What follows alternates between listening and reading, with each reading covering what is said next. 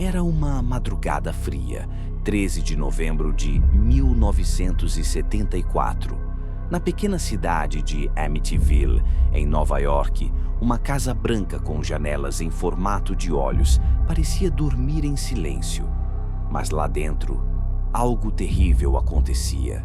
Por volta das 3 da manhã, Ronald DeFeo Jr., de 23 anos, pegou um rifle. Um a um, entrou nos quartos da casa e matou toda a sua família. O pai, a mãe, as 2 irmãs, os 2 irmãos. Ninguém sobreviveu. O silêncio tomou conta da casa. 6 corpos, 6 vidas interrompidas. Pouco mais de um ano depois, a casa foi vendida. George e Kathy Lutz se mudaram com seus 3 filhos pequenos. Era uma chance de recomeço, mas desde o primeiro dia, algo parecia errado. As portas batiam sozinhas, um cheiro pútrido tomava os cômodos sem motivo.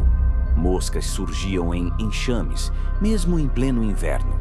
Na primeira semana, George começou a acordar sempre no mesmo horário, 3h15 da manhã, a hora exata em que, meses antes, os assassinatos haviam acontecido. Ele descia as escadas, jurando ouvir passos na sala, mas nunca encontrava ninguém. Kathy, sua esposa, sonhava todas as noites com os assassinatos. Dizia sentir a presença da mãe morta deitada ao seu lado. E um dos filhos começou a falar sozinho. Dizia conversar com uma amiga chamada Jody, uma amiga que ninguém mais conseguia ver. O clima na casa piorava a cada dia. George ficava agressivo, não queria sair para trabalhar. Dizia ouvir vozes ordenando que não abandonasse a casa.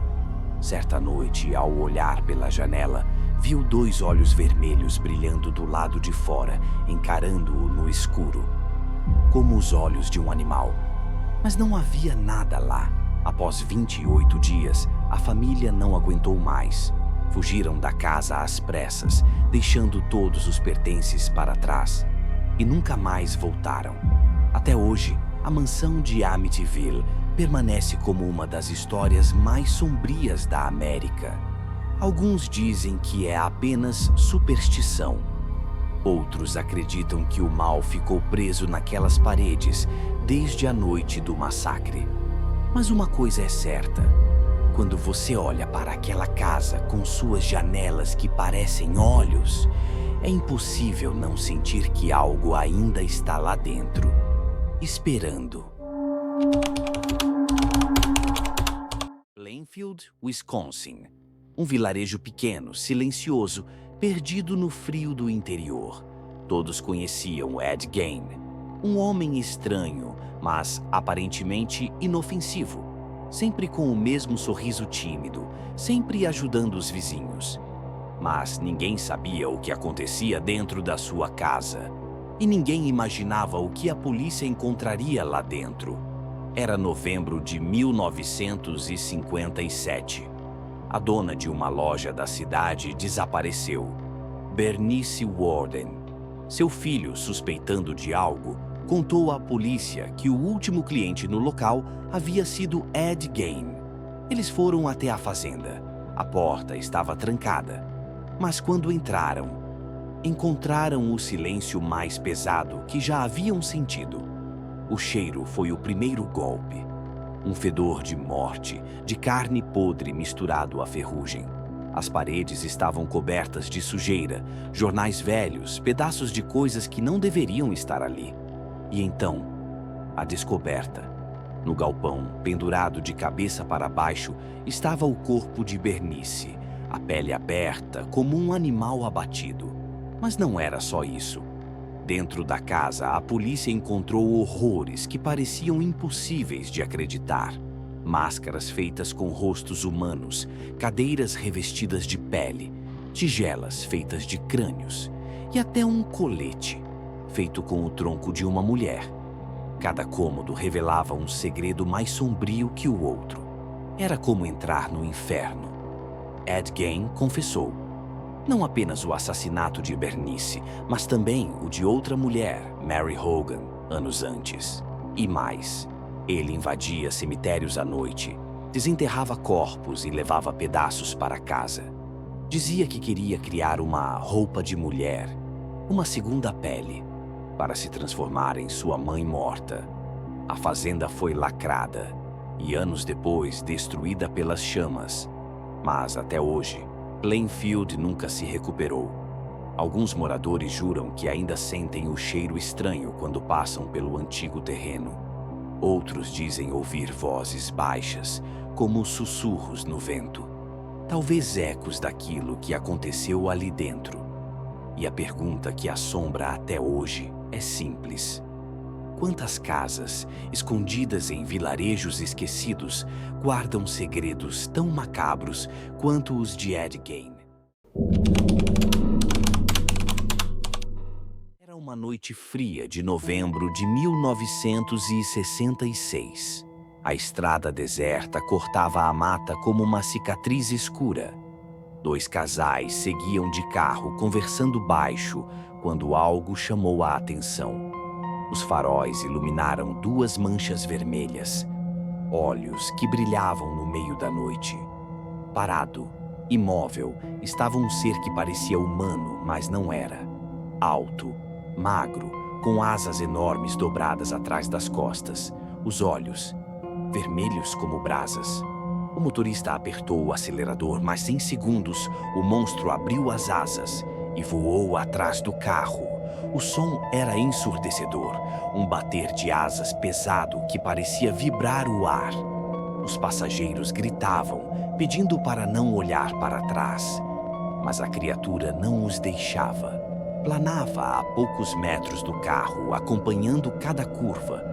Só quando chegaram ao centro da cidade, o ser desapareceu. No dia seguinte, eles foram até a delegacia.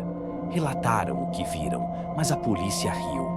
Até que outras pessoas começaram a aparecer com histórias semelhantes. Um grupo de trabalhadores de cemitério afirmou ter visto a mesma criatura, parada sobre um túmulo, olhando para eles em silêncio. Uma dona de casa jurava que, todas as noites, ouvia asas raspando no telhado. E havia aqueles que afirmavam ouvir vozes sussurrando, pouco antes de avistar os olhos vermelhos. Em pouco tempo, Point Pleasant mergulhou em pânico. Alguns tentavam explicar. Diziam que era apenas um animal, talvez uma coruja gigante. Mas quem o viu de perto sabia que não era isso. Era algo que não pertencia a este mundo. E os encontros continuavam, sempre na escuridão, sempre perto da Silver Bridge, até que chegou dezembro de 1967. Era fim de tarde, véspera de Natal.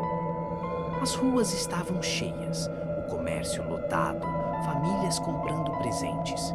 O trânsito fluía lentamente pela Silver Bridge, que ligava a cidade ao estado vizinho. De repente, um estrondo. A ponte inteira começou a tremer. Motoristas olharam ao redor, confusos. E então, o colapso. Em questão de segundos, o aço cedeu. Carros caíram no rio gelado, presos entre vigas retorcidas. Pessoas gritavam, tentando escapar da água que as arrastava. Foram 46 mortos. Uma tragédia que manchou para sempre a cidade de Point Pleasant. Naquela noite, várias testemunhas afirmaram a mesma coisa. Antes do desabamento, viram a criatura de asas abertas, parada no topo da ponte, imóvel, observando tudo. E quando a ponte caiu, ele voou em direção à escuridão. Nunca mais foi visto. Depois da tragédia, os relatos cessaram, mas não o medo. Muitos acreditavam que o Homem-Mariposa era um presságio, um sinal de desgraça iminente, um mensageiro da morte. Outros iam além. Diziam que não era apenas um presságio, mas a própria causa, que a criatura havia amaldiçoado a cidade. Até hoje, Point Pleasant guarda essa sombra em sua história. O lugar onde a ponte desabou continua sendo um ponto de silêncio. Quem passa a noite garante ouvir passos na beira do rio. E há quem jure que em certas madrugadas ainda se vê dois olhos vermelhos no meio da escuridão. o bater de asas que ecoa pelo vento, um aviso que ninguém quer receber. Agora, se essa história te arrepiou, imagine as próximas que ainda estão por vir. Então não se esqueça de se inscrever e ativar o sino para não perder nenhum novo relato. Deixe seu like porque isso mostra que você tem coragem de continuar explorando o lado mais sombrio da realidade. Agora, se você ousar, escolha o próximo vídeo que está aparecendo aí na tela.